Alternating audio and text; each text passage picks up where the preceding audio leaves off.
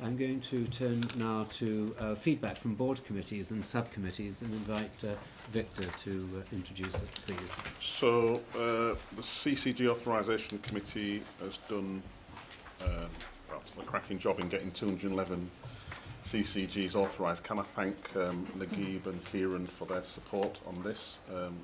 It's true to say we couldn't have done it without them, but in particularly Barbara's team, who've just played a blinder. I think getting this done in the time available and the resources available was no mean feat, and I think they should be congratulated.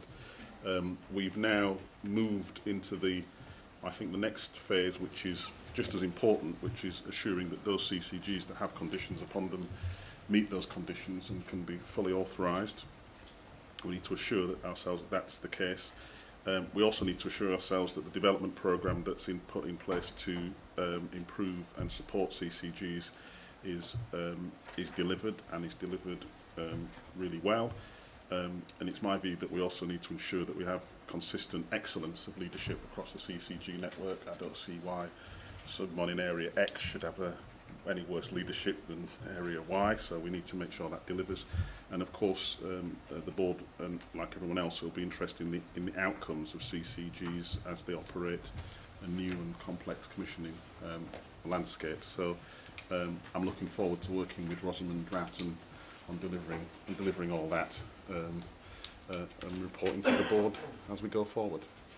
Thank you. That is something we will want to keep a very close eye on, because of course the success of the CCGs is our success, and we wish to work in a very supportive way and closely with them. Any questions for Victor? No. If not, may I invite Moira to give us an oral report on the CSU committee? Thank you, Chair. The CSU committee met on the 22nd of April. Minutes aren't available now, but will be obviously available for the next board meeting. I'll just briefly touch on 4 points, if I may. The committee received a report on checkpoint 4 of the assurance process on CSUs, which said that all of them were financially viable in 13-14, but there were development, but nevertheless there were plans to meet those. We also heard about the CSS market strategy and supported the idea of a launch in June at the commissioning show, I think it's called. And supporting that, there was the development of an app which will help CCGs learn about what commissioning support is available in a very user-friendly way, I'm told, but it will be very up-to-date, because it's a changing background. We also heard less encouragingly about the difficulties of the complex financial framework that CSUs are having to work in, and the difficulties that presents, but the efforts that are being made to try to resolve that. And also, again, the impact on CSUs of the system-wide problem of patient information flows and the new structures that we have making for difficulties in that. So it's not for CSU people, as it were, to resolve, but it does have an impact on CSUs. And Ros will answer any questions that anyone has on that report. Well, thank you, and thank you for volunteering, Ros. I think you may be spared, but thank you, Moira, very much for the report, and Ros for your work on it. We turn now to item 10 on the agenda, which is an oral update on the accounts of the Commissioning Board. Thank you, Malcolm. This is just a very quick progress update. Last time we met, we took in private session the accounts for the first half year. Remember, this is a strange year because we had the first half year as the Commissioning Board authority, and we have to lay a set of accounts for that. The second half of the year was in the guise of the Commissioning Board proper, if I can put it that way, and we have a second set of accounts to do, twice as much fun for the accountants. So the first set of accounts we took last time, those are just waiting there in the queue to be laid before Parliament, and then they'll be published by us on the website, but those, as you recall, were problem-free. The second 6-month accounts were completed in draft according to the national timetable for that on the 22nd of April. They're with the National Audit Office, which is, of course, our external auditor, for checking. They start their work on Tuesday, which will be interesting for us all, I'm sure.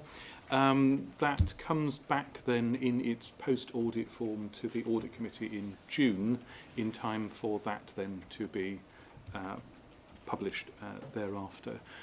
Given the timings of the meetings that we have got, it would be extremely helpful if the board could empower the Audit Committee to sign off on its behalf those accounts when it meets in June, and then for you, Malcolm, and David to be able to do the final signing off thereafter.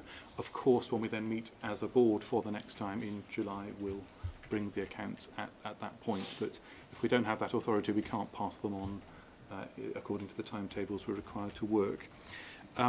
Members might be interested to know what the numbers say, as well as the process. So you'll recall that we had, for the whole of last year, across the 2 6-month periods that I've talked about, just over £80 million of resource just to fund effectively the central team that we had for that year. As I've said on a number of occasions when I've presented the financial numbers to the board, the likelihood of an underspend against that 80 million was always quite high, for the very reason that we talked about today and earlier, which is that the recruitment of the team has taken longer than we anticipated. In the accounts we've submitted, we've spent 61.6 million against that control total, as it were, of 80 million. So the board can be assured that we have stayed well within our financial control total, and we've delivered the programme that has been described this morning with less resource than we had originally been allocated. Well, thank you very much. Of course, the volume of our expenditure is going to go up exceptionally. Just a little. Just a little. And you will, I know, be bringing regular financial reporting to the board starting in July. Any questions for Paul?